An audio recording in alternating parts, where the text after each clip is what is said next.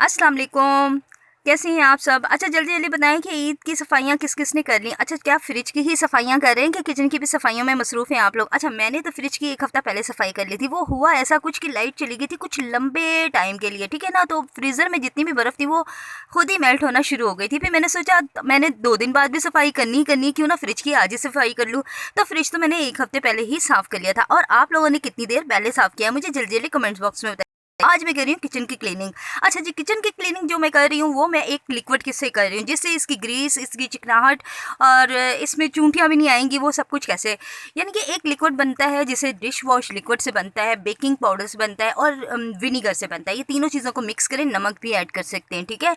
उससे आप अपनी कैबिनेट को, स्लैब को, किसी भी चीज़ को, यानी कि चूल्हे को, हर चीज़ को साफ़ कर सकते हैं। एक तो चूंठियाँ नहीं आती, वो विनीगर की वजह से नहीं आती, और कैबिनेट इतना साफ़ हो जाता है कि चिकनाहट तो बिल्कुल भी नहीं रहती, ना स्लैब पे रहती है। क्या है कि मैं आज करी थी किचन की क्लीनिंग, तो वो मैं आपसे शेयर करी थी। उसके बाद जी पानी वाला आया, बाजी आज आपको पानी मैं दे रहा हूँ। उसके बाद जी ईद के 4-5 दिन आप लोगों को पानी नहीं मिलेगा, मिलेगा लेकिन शॉप पे आप खुद बोतल लेकर आइएगा। बच्चे बिल्कुल भी नहीं होंगे, लड़के बिल्कुल भी नहीं होंगे जो पानी सप्लाई करते हैं, वो सब गाँव को चले जाएंगे, अपने अपने गाँव चले जाते हैं ना बच्चे। तो बस ये एक इशू हमारे यहाँ आ गया।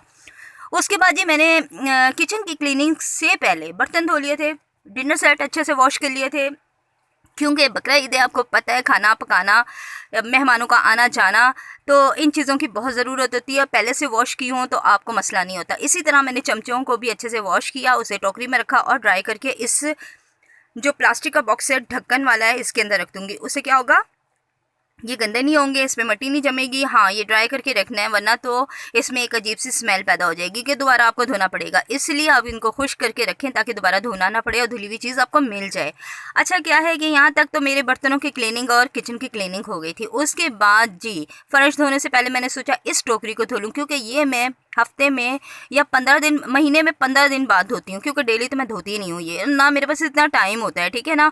तो आज मैंने सोचा कि वैसे भी पूरा हफ्ता मैं जो हूँ इतनी बिजी हो जाऊंगी कि मैं इस टोकरी को धो नहीं सकती। किचन जहाँ सारा साफ होगा तो ये टोकरी गंदी एक नज़र आएगी, बुरी होगी, क्योंकि हर किसी की नज़र पड़ती है, खुद की भी नज़र पड़ती है। प्याज ले रहे हैं, लहसुन ले रहे हैं, इसमें से तो टोकरी गंदी हो तो बुरी लगती है। पूरा किचन जब साफ़ सुथरा हो तो टोकरी भी साफ़ सुथरी होनी करनी बनती है।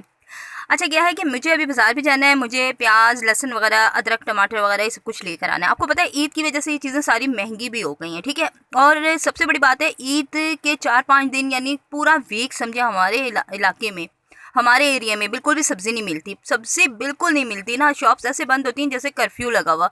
हाँ बस बेकरी शॉप्स खुली होती हैं जहाँ से कोक मिल जाएगी, डबल रोटी मिल जाएगी, अंडे मिल जाएंगे और दीगर बच्चों की खाने पीने की चीज़ें मिल जाएंगी, इस किस्म की चीज़ें। मतलब सब्ज़ी वाले तो बिल्कुल बंद होते हैं, सारे गाँव चले जाते हैं। खैर मुझे इसलिए सब्ज़ी लानी थी। और क्या था कि मैं यहाँ वाइपर मार रही थी, उसके बाद मैंने बाज़ार जाना था। लेकिन मैंने सोचा बाज़ार जाने से पहले मैं आपसे अपनी जो ईद की शॉपिंग है, अपना सूट ईद का स्पेशली वो शेयर कर लूँ, क्योंकि बाकी के फिर आगे बहुत ज़्यादा लंबे काम है, वो भी आपसे शेयर करने हैं ना। ये था जी मैंने जो अभी आपको वीडियो आपसे शेयर की थी ना कि ईद शॉपिंग गोइंग, मतलब मैं जा रही हूँ अपने लिए ईद की शॉपिंग करने। मैंने अपने लिए सूट पसंद किया था, ठीक है ना। मुझे बहुत पसंद आया था, बेटी को भी बहुत पसंद आया था। असल में थी ये मेरी बेटी की चॉइस, ठीक है ना, और मुझे इस किस्म के ही कलर अच्छे लगते हैं। ये था मेरा ईद का जोड़ा, जिसकी ये है शर्ट और ये 2 पीस था, दुपट्टा शर्ट, ठीक है। मुझे ट्राउज़र आज लेकर आना है, बाज़ार जाना है, मुझे शाम को जाऊँगी, ठंडे टाइम जाऊँगी खाना वाना बना के फ्री होके। तो ये है इसका दुपट्टा। आप लोगों ने मुझे कमेंट्स बॉक्स में आके बताना है कि मेरा ये सूट आप लोगों को ईद का कैसा लगा। लॉन का सूट है और बीच 3 ब्रांड है, ठीक है। अच्छा क्या है कि मैं बाज़ार चली गई थी, उसके बाद जब बाज़ार गई हूँ तो मैं लेकर आई हूँ प्याज, टमाटर, अदरक, लहसुन। अच्छा मैं बारीक वाला देसी लहसुन लेकर आई हूँ, वो बड़ा अच्छा बनता है। और आज इस दफ़ा मुझे प्याज मिली है, कितनी मिली, अच्छा मुझे याद ही नहीं मुझे कितनी किलो मिली है प्याज। और लहसुन, अदरक, हाँ लहसुन जो है ना आधा किलो मुझे 200 का मिला है, अदरक जो है वो मुझे 180 का मिला है, और क्या है पाव मिला है। और क्या था, टमाटर मुझे मिले, मेरे एरिया की बात बता रही हूँ मैं, टमाटर मुझे मिले 140 रुपये किलो में, 2 किलो ही टमाटर लेकर आई थी। अच्छा खैर मैं प्याज भी 2 किलो ही लेकर आई थी, इससे ज़्यादा नहीं लेकर आई थी, क्योंकि भाई की तरफ चक्कर लगा ना तो उधर शॉप्स खुली होती हैं, अगर मुझे ज़रूरत पड़ी तो वहीं से ले आऊँगी, क्योंकि फ्रिज में इन चीज़ों की रखने की जगह भी नहीं होती। गर्मियाँ आपको पता है पानी भी ज़्यादा होता है, बोतलों से भरा पड़ा होता है फ्रिज, क्योंकि हम लोगों के घर में कूलर नहीं है, वरना कूलर जो होता है ना वाटर कूलर, उसे बड़ा आराम होता है, बर्फ़ डाली रोज़ सुबह बना लिया, ठीक है। लेकिन ऐसा कुछ सीन ही नहीं था, तो बोतलें फ्रिज में इतनी भरी होती हैं, टमाटर कहाँ रखें। खूब सारी हरी मिर्चें भी मिल गई मुझे। इसी 800 850 का मेरा सौदा था, जिसमें सैलड के पत्ते वगैरह भी थे, पुदीने की गट्ठी भी थी, टमाटर प्याज अदरक वगैरह ये चीज़ें भी थी। तो खूब सारी उसने हरी मिर्चें दे दी। मैंने कहा शुक्रिया भाई आपका, क्योंकि ये जो है ना हरी मिर्चें पुलाव में डलती हैं, कबाबों में डलती हैं, मतलब बड़े काम की चीज़ है। हरा धनिया नहीं है, पूरी मार्केट में हमारा मतलब हमारे पूरे उसमें हरा धनिया था नहीं, क्यों वैसे भी मैं रात के टाइम निकलती हूँ ना, तो वहाँ तब तो हरा धनिया होता ही नहीं है ना, दिन दिन में शायद होता। और 800 रुपये किलो हरा धनिया है, तो उन्होंने कहाँ देना, अवल तो गल सड़ जाता है, सुबह सुबह जो लाते हैं वो बिक जाता है। खैर मैंने खूब अच्छे से ना हरी मिर्च ये जो होते हैं ना टमाटर शमाटर 2-4 पानी से खूब अच्छे से खुले पानी से धोए थे। काफ़ी देर तो मैंने डिप करके रखे थे पानी में, उसके बाद अच्छे से वॉश किया और फिर ला के यहाँ रख दी टोकरी। जैसे पानी निकल जाएगा फ्रिज में रख दूँगी, जगह बना के रखनी पड़ेगी। अच्छा मैं फ्रीज़ नहीं करती, मुझे फ्रीज़ टमाटर जो है ना वो सिर्फ सालन की हद तक ही अच्छे लगते हैं, और ये चावलों वावलों में मुझे नहीं अच्छे लगते। खैर मुझे ये था कि हरी मिर्चें साइड पे कर लूँ, इनको भी ट्राई करना है।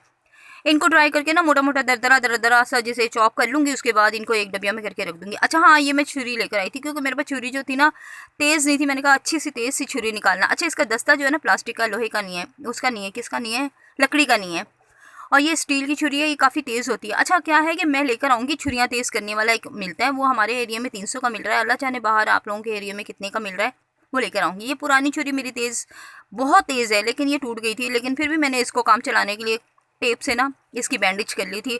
और ये वाली है ना बिल्कुल भी तेज़ नहीं है, इसको तेज़ करनी है, मतलब घर में ही करूँगी तेज़। बाज़ार जाओ तो इतना की छुरी आ जाती है जितनी का वो तेज़ करने का पैसे लेते हैं। तो अब ईद के बाद इंशाल्लाह ताला वो छुरी तेज़ करने वाला ज़रूर लेकर आऊँगी। और आप लोगों को पता है आम रूटीन में भी छुरियाँ जितनी भी घर में हो कम होती हैं, ठीक है ना।